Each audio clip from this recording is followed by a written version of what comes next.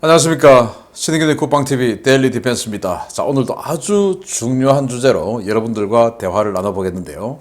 제가 지난 며칠 전에 이미 예고를 해드렸죠. 이 주제로 여러분들께 분석을 좀 해드리겠다라고 말씀을 드렸는데, 제가 이 기사를 보고 얼마나 기분이 좋았는지, 드디어 우리가 정말 진취적인 이런 군사력 건설에 나서구나 라는 생각이 들었습니다. 북한과 중국을 겨냥한 게임 체인저입니다. 경렬비열도 전략기지 시동입니다. 이제 우리가 북한과 중국 목줄을 꽉 잡게 됐습니다. 어떤 내용이냐? 또 미국이 우리에게 우리도 좀 그거 좀 쓰자 하고 나서면서 우리에게 엄청난 대가를 지불할 수도 있습니다. 정말 잘된 결정 같은데 어떤 내용인지 보겠습니다. 자, 일본군 대공세를 무려 6개월이나 버텨낸 마닐라 만화의 괴물입니다. 포트 드럼. 드럼 요새란 말이 되죠. 그래서 이 미국이 스페인하고 전쟁해서 스페인을 쫓아내고 필리핀을 점령하게 됐죠. 그래서 필리핀 최고의 항구였던 마닐라, 그 마닐라만 앞에 이 섬이 좀 있었는데 그 중에서 엘프레일 섬이라고 하는 요 섬이 있었습니다. 이걸 이렇게 콘크리트를 그냥 부어가지고 이렇게 만들었어요. 그래서 당시 거함 거포 시대였기 때문에 1919년입니다. 이렇게 여기다가 14인치 한 포 이런 것들을 이렇게 장착을 해서 마닐라 항을 지키는 이런 그 요새로 만들었어요. 그래서 생긴 게 군함하고 비슷하게 생겨서 미군들이 USS, 그러니까 미국의 군함이죠. 포트 드럼이다 이렇게 명명을 하기도 했는데 1919년에 이걸 만들었어요. 그랬더니 나중에 이제 태평양 전쟁 발생했고 그 태평양 전쟁 중에서 일본이 필리핀을 점령했죠. 그러나 필리핀을 이렇게 다 점령해서 마닐라도 먹었지만, 그렇지만 마닐라 앞에 있는 이 정말 딱 중간에 이 만 입구 중간에 이 포트 드럼이 있으니까 14인치 한 포, 2연장 한 포, 두문, 거기다가 127mm 부포 이런 거 잔뜩 있으니까 이걸 어떻게 할 수가 없는 거예요. 그래서 이 양쪽에서 포를 쏘고 아무리 해봐도 이게 워낙 강화 콘크리트로 그냥 튼튼하게 만드는 거라서 기스도 안 가는 겁니다. 그래서 이 마닐라 항을 쓰지를 못하는 거예요. 왜? 이게 이제 포가 바깥쪽으로 포가 있습니다. 그래서 이 일본 군함들이 이쪽으로 이렇게 들어가야 되는데 들어가지를 못하는 거예요. 얘 때문에. 그래서 이 6개월 동안, 그 6개월 이후는 뭐 보급하고 여러 문제 때문에 그냥 이 마닐라 그 미군 사령관이 일본에게 항복했기 때문에 그냥 이제 넘겨줬는데 어쨌든 6개월 동안 사용하지 못한, 그래서 이 포트 드럼이 남긴 교훈은 뭐냐? 요새 하나 잘 지으면 전쟁의 판도가 바뀐다 라는 거예요. 자, 그래서 이러한 교훈도 있고 한 상황에서 우리 정말 진짜 대단한 요새가 생기게 될 것 같습니다. 보겠습니다. 자, 우리 군이 서해 한복판에 미사일 발사장 건설을 추진 중인데요. 2022년 11월 22일 날 국민의힘 강대식 의원실이 보도자료를 냈습니다. 국방과학연구소는 내년부터 26년까지 약 357억 원을 들여 서해 무인도에 미사일 발사 시설을 구축하는 사업을 추진하고 있다. 이곳에서는 고위력 탄도미사일, 장거리 유도미사일 등의 발사를 위한 시설이 들어설 예정이다. 고위력 탄도미사일은 뭐 현무포 이런 거죠. 사거리 800km, 탄두 중량 4톤. 와, 엄청난 거죠. 이제 이런 거, L7은 지금 우리가 탄도탄 요격을 위해서 장거리 지대공 미사일 만들고 있는 거, 그런 거죠. 자, 이게 갑자기 탄력을 받은 겁니다. 왜냐? 북한이 우리 비질런트 스톰 훈련에 반발해서 뭐 어마어마하게 탄도미사일 쏘고 했을 때 우리 한국군도 미사일 쐈는데 그 그냥 현무2 미사일 옆에 꼬꾸라져서 큰일 날 뻔했지 않습니까? 그래서 이거 자칫 잘못하다가는 큰 민간인 사상자가 나오겠다라는 경각심이 가지게 되었고 그 미사일 발사 시설 대부분이 뭐 이 동해안에 요즘 뭐 대부분 관광지로 바뀌어서 민간인이 없는 데가 거의 없죠. 그리고 서해도 대천, 대천에 얼마나 많은 사람이 갑니까? 그래서 안 된다라는 생각이 들었고 드디어 그게 이제 이렇게 큰 반대 없이, 반대하면 그러면 해안선에 사는 사람 죽으란 말이냐 이렇게 되니까 반대하고 싶은 자들 있죠. 그 자들이 반대를 못하게끔 되어가고 있는 겁니다. 딱 걸렸습니다. 자, 그러면 도대체 서해 한복판에 무인도 뭐 이러는데 도대체 무인도 어디냐? 이제 이런 거죠. 대한민국 서해에 892개의 섬이 있는데 그 가운데 어디에 들어설까라는 건데요. 2022년 6월 28일 날 해양수산부가 보도자료를 냈습니다. 이겁니다. 항만법 시행령 일부 개정령안이 6월 28일 제29회 국무회의를 통과했다. 이에 따라 정부는 서해 영해 기점인 경렬비열도 지역을 국가관리연안항으로 지정하고 항만 개발에 나설 예정이다. 경렬비열도에 항구가 없어요. 경렬비열도 보시다시피 이렇게 섬 3개로 이루어져 있는데 이 중에 이제 북경렬비열도에 등대가 있어가지고 약간 뭐 조그만 보트 같은 거 될 수 있는 뭐 그런 시설이 있지 항구가 없습니다. 그런데 국가관리연안항으로 지정해서 항구 만들겠다 이겁니다. 경렬비열도 여러분들 기억하시죠? 몇 년 전에 박근혜 정부 시절에 중국이 조선족을 앞장 세워서 경렬비열도 살려고 했지 않습니까? 그때 난리가 나가지고 경렬비열도는 외국인이 살 수 없는 섬으로 지정해버렸죠. 정부가. 정말 잘한 겁니다. 그때 이제 그래서 국가관리연안항으로 지정하려고 했는데 문 정부 동안 안 했죠. 그러나 윤 정부가 들어오자마자 국가관리연안항으로 지정해버렸어요. 자, 그래서 중국이 정말 오랫동안 눈독 들여온 전략 요충지입니다. 경렬비열도. 이 가까운 해안선에서 52km 정도 떨어져 있는 섬인데요. 바로 여기입니다. 여기. 자, 동경 124도를 중국이 마음대로 그냥 꺼가지고 이거 서쪽은 우리 구역이야. 들어오지 마. 니네들 들어오지 마. 한국 해군도 못 들어오지 마. 지네들은 마음대로 막 들어오고 군산 앞에, 목포 앞에 막 들어오면서 우린 들어오지 마. 이렇게 하고 있어요. 아니 이게 지금 맞습니까? 지금 우리 목포 이쪽은 불룩 튀어나와 있지 않습니까? 그러면 우리도 불룩 들어가야죠. 말이 됩니까 이게? 그런데 이 짓을 하고 있는 겁니다. 중국이 2012년부터 조선족을 앞세워 2차례나 섬을 사들이려 했다. 협상안을 들고 와서는 자금을 대는 중국 측 누군가의 승인을 받으러 중국 본토를 왕래했다고 한다. 라고 20년 11월 17일 날 한국경제가 보도했던 적이 있는데요. 여러분들 다 기억하시지 않습니까? 그래서 중국이 못 사게 되었고 이거를 외국인이 살 수 없게끔 정부에서 지정해버렸고 정말 잘 된 거죠. 그래서 이 섬이 아니냐. 이 섬 외에는 없다. 저는 그렇게 보는 겁니다. 자, 그러면 경렬비열도에 과연 이런 시설을 지을 수 있을까? 경렬비열도 어떻게 생겼는지 아무도 모르시죠? 이렇게 생겼어요. 정북, 정남에서 정확하게 위성을 해서 보면 서쪽에 작은 섬이 하나 있습니다. 서경렬비열도 41,852평, 동경렬비열도 11만 3,748평, 북경렬비열도 49,577평. 서경렬비열도는 보시다시피 뭐 아주 좁게 생겨서 좁고 길게 생겨서 큰 쓸모없이 보이고 북경렬비열도는 이 중에서 높이가 제일 높아요. 그래서 여기에 등대 시설이 꼭대기에 있습니다. 그래서 여기에 사람이 지금 거주를 하고 있고 교대로 지금 여기서 등대지기를 하고 있어요. 그래서 이 시설 때문에 북경렬비열도는 아니겠죠. 서경렬비열도는 생긴 게 이래서 안 되겠죠. 당연히 11만 3,748평의 동경렬비열도가 아니겠냐라는 생각이 부탁 듭니다. 그래서 여기에 아마 항만을 만들지 않을까라는 생각도 퍼뜩 들죠. 그래서 여기로 판단을 하고 그러면 어떤 시설을 어떻게 할 것인가도 한번 보겠습니다. 이렇게 생겼어요. 남북으로는 길이가 1340m 그리고 제일 넓은 곳의 폭은 435m 11만 3천 평 같으면은 이게 어느 정도냐? 물론 여기에서 바위가 이렇게 많고 뭐 경사가 이쪽은 급경사고 이러기 때문에 이런 데는 잘 못 쓰겠죠. 그래서 여기가 좀 완경사예요. 경사가 좀 완만합니다. 그래서 여기에 아마 시설을 지을 수 있을 것 같고 또 남서쪽에서 남쪽에서 불어오는 태풍 이런 것들을 수백만 년 동안 얼마 맞았겠습니까? 그러다 보니까 이쪽은 절벽으로 많이 형성되어 있죠. 파도를 맞고. 근데 이쪽은 이제 바람이 좀 약한가 봅니다. 이쪽은 이제 절벽이 별로 없어요. 아마 이쪽에 항만 뭐 이런 것들이 들어설 수 있을 것 같은데.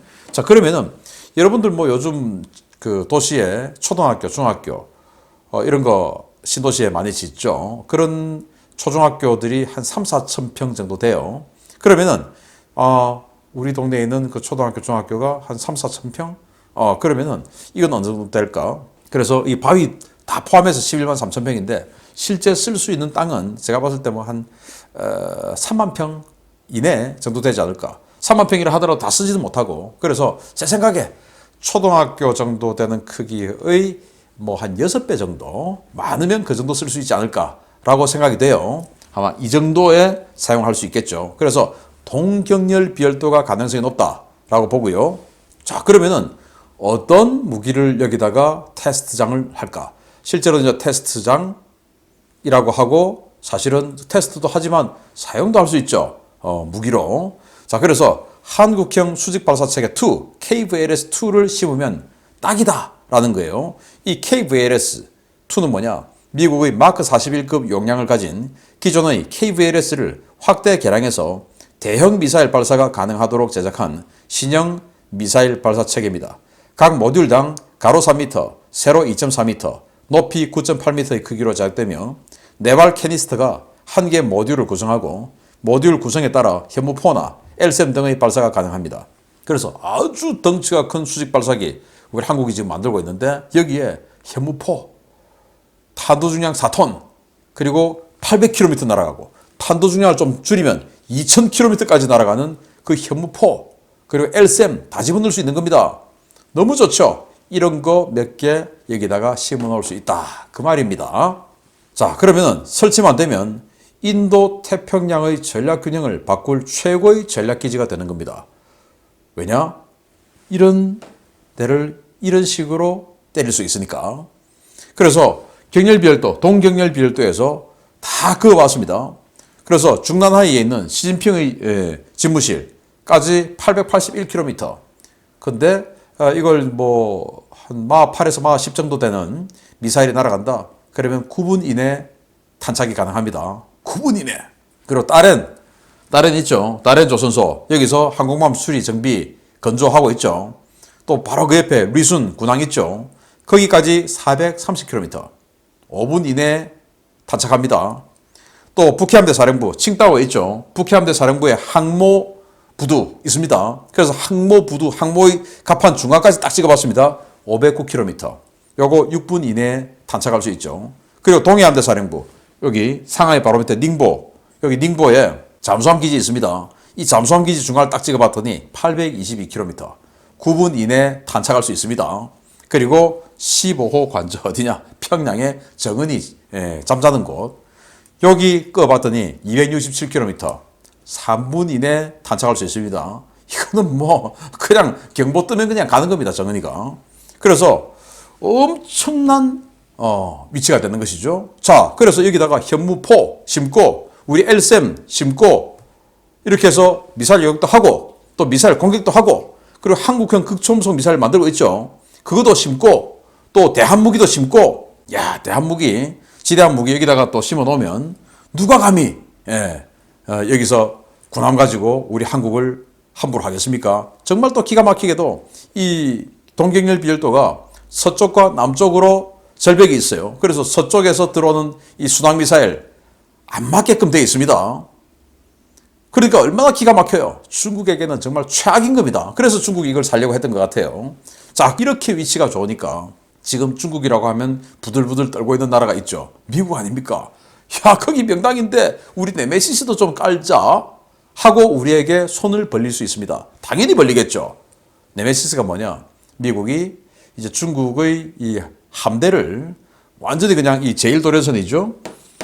이 일본 규슈에서부터 오키나와 제도, 대만, 필리핀 이 선을 쫙 이어서 제1도련선, 중국이 말하는 제1도련선 섬들이 이어져 있는 선인데 그 밖으로 못 나오게 그냥 틀어막는, 그걸 함대끼리 붙어서 하는 게 아니고 해군이, 해병대가, 육군이 각각의 도서지역에다가 지대한 무기, 지대진 무기를 쫙 깔아가지고 그걸 가지고 그냥 지대한 무기로 아예 중국 해군을 꼼짝도 못하게 만들어버리겠다라는 그 무기체계가 네메시스예요. 야, 여기다가 네메시스 깔면 아예 중국 북해함대, 그리고 여기 중국 베이징 완전히 그냥 끝내주겠는데? 라는 생각을 하고 여기다가 좀 우리 것도 좀 갖다 놓자, 한국 하면은 갖다 놓고 좋지, 좋아. 자, 그러면은 방위비 분담금 좀 깎자. 니들한테 이렇게 지금 엄청난 전략적 이익을 줄 수 있는데 방위비 분담금 좀 깎자. 만약에 또 트럼프 대통령이 또 됐다. 그게 뭐 방위비 분담금 더 올린다고 하지 않습니까? 그러면 우리 네메시스 안 해줘. 방위비 분담금 못 올려줘. 안 돼. 네메시스 해준 조건들 오케이? 할 수 있는 거죠. 그리고 또 우리 한국 핵잠수함 가지고 싶은데 니들이 한미 원자력 협정 그거 좀 개정 좀 하자. 그래 우리 핵잠수함 가질 거 아니냐. 안 그러면 네메시스 니들 안 돼. 우리만 쓸 거야. 그럼 뭐 중국 멱살 딱 잡기 위해서 미국이 그래 핵 잠수함 그래 해라. 브라질도 하는데까지 그 니들 뭐 못해. 호주도 하는데 니들 못해. 그래 하자. 할 수 있죠. 그래서 우리가 미국에게 얻을 수 있는 전략적 이익을 마구마구 뜯어낼 수 있는 그런 엄청난 자산이 되는 겁니다. 생각만 해도 기분 좋지 않습니까? 자, 그래서 그럼 이것도 방안은 또 어떻게 할 거냐? 또 기가 막힌 또 아이디어가 있어요. 미국이 지금 타이콘데로가급 이지스 순양함들을 이렇게 지금 계획을 하고 있는데 이거 지금 아주 특히 이 빅스버그 같은 경우는 최신 개량한 그 사양입니다. 근데 다 퇴역을 해요. 근데 왜 퇴역하냐? 너무 많이 굴려서 추진계통, 엔진하고 이 동력계통이 너무 이제 낡아가지고 도저히 못 쓴다 하고는 미 해군이 우리 이제 더 이상 못 쓴다 하고는 퇴역을 하니까 미 의회에서 잠깐 수도 야 이렇게 아까운 거를 왜 퇴역하냐? 타이콘데로가급 여기에 이지스 전투체계에다가 그리고 SM-3 해서 탄도미사일 요격까지 할 수 있는데 그거 퇴역 하는 건 뭐 이해를 하겠는데 그냥 패선 처리하지 말고 괌이나 이렇게 아주 중요한 지역에 그냥 부도 앞에다가 띄워놓고 그 전기가 동력계통이 없으면 전기 그냥 연결하면 되지 않느냐. 그래서 강력한 전원 연결해줘가지고 그걸 그냥 해상의 이지스 오시오처럼 그냥 SM-3 미사일 쏘아서 탄도탄 요격하는 전문 그냥 뭐 그런 기지로만 고정 기지로 써라 라고 미 의회에서 압박하고 있어요. 아마 그렇게 될 것 같습니다. 자 그러면은 야 니들 이거 퇴역하지? 빅스버그, 산 제신토, 레크 챔블레인, 벙커힐, 모빌베이 여러분들 이런 이름들 한 번씩 들어보셨죠? 얘들이 다 퇴역해요 지금. 그러니까 그 중에 한 척 갖고 와서 여기다 대놔. 우리 태양광 발전소 쫙 여기다 만들어가지고 전원 연결해줄게. 태양광 발전소 설치한다 그러면 사죽을 못 쓰고 환장하고 좋아하는 사람도 있어. 걔들은 환경이 아무리 오염돼도 태양광 발전소만 한다면 절대 반대 안 해. 그러니까 태양광 발전소 여기다 쫙 깔아가지고 남쪽에 어차피 못 쓰니까 그냥 딱 전원 연결해줄게. 할 수 있는 거 아닙니까? 그러면은 그 전원 가지고 이지스 레이더 돌리고 그렇게 써. 엔진 안 돌려도 되잖아. 그러면 얘들이 SM-3로 이걸 막아주고 그럼 미국은 SM-3 가지고 서해를 완전히 전체 커버를 하는 거죠. 자, 이 타이콘데로가급 이지스 순양함은 미 해군이 2023 회계 연도에 5척을 시작으로 5년 내 전량 퇴역을 추진 중인 이지스 순양함입니다. 퇴역 대상 함정 중에 일부는 최근 성능 개량을 받았으며 대부분 BMD, 즉 탄도미사일 요격 능력을 보유하고 있습니다. 퇴역 사유가 동력 개통 노후화이기 때문에 외부 전력이 공급되면 BMD, 즉 탄도미사일 요격 기능이 사용이 가능합니다. 너무 좋죠?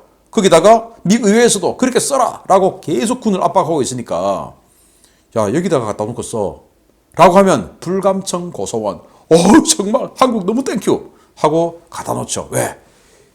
이렇게 돼버리니까 여기다 갖다 놓으면은 SM-3 블락 2A로 업그레이드를 딱 하는 순간 중국 전역이 SM-3의 요격 범위에 들어옵니다. 그래서 중국 서쪽에서 ICBM 빡 쏴도 상승 단계에서 그냥 쫓아가서 요격시켜버리죠. 얼마나 좋아요. 그리고 북한에서 날아오는 거, 중국에서 날아오는 거, 중국에서 서해안 쪽에 중국 중국으로 치면 동해라고 하죠. 이쪽에 얼마나 많은 탄도미사일, 단거리 탄도미사일 600기를 한국을 공격하기 위해서 깔아놓지 않습니까? 그거 여기서 미국의 해상 이지스 오시오, 퇴역 타이콘데로가가 다 막아주겠죠. 북한에서 날아오는 거 다 막아주겠죠. 얼마나 좋아요. 우리 돈도 안 들이고. 그리고 지금 이 타이콘데로가 같은 경우는 SM-3 블락 1 운영할 수 있는데 이거 하려고 지들 돈 들여가지고 미국이 당연히 업그레이드 하겠죠. 우리 돈 하나도 안 들이고 너무 좋죠. 야 여기 있으면 너희 내륙에서 쏘는 미사일도 상승 단계에서 요격해버리지. 너무 좋아. 해서 갖다 놓을 겁니다. 그러면 우리는 우리 돈 안 들이고 MD 하죠. 중국에게도 에서 날아오는 것도 막고 북한에서 날아오는 것도 막아주죠. 그리고 엄청난 타격 능력 가지죠. 서해의 제해권 완전히 그냥 확보해버리죠. 여기다가 지대한 미사일 기지를 만들어버리면 그것도 LRA-SM 같은 스텔스 지대한 미사일 딱 가져버리면 이걸 누가 막겠습니까? 극초음속 지대한 미사일 나중에 다 나오겠죠? 그거 딱 해버리면 누가 이거를 감당하겠습니까? 중국 큰일 난 겁니다. 그러면 미국이 얼마나 군침을 흘리겠습니까? 그래서 미중 패권 경쟁의 게임 체인저가 됩니다. 물론 우리도 북한과 중국에게 어마어마한 전략적 어드밴티지를 가지게 되는 겁니다. 자, 그래서 이 한국이 경렬별도 한미연합 전략기지로 만들면 미국에게 정말 우리가 그동안 야, 이런 것도 우리가 좀 했으면 좋겠는데, 야, 미국이 우리를 이런 걸 또 제안하냐? 라고 했던 거 다 해결할 수 있다. 라는 엄청난 반대급부가 될 수 있는 겁니다. 진짜 좋습니다. 부디 이렇게 되기를 바라고, 그냥 뭐 실험장만 하고 이런 바보 같은 짓 하지 말고 기왕 하는 거 진짜 강력한 타격력, 그리고 미국에게 엄청난 대가를 받아낼 수 있는 그런 소재로 활용하는 슬기를 우리 정부가 보였으면 좋겠다 라는 서해 전략기지 이야기 해드렸습니다. 마치겠습니다. 감사합니다.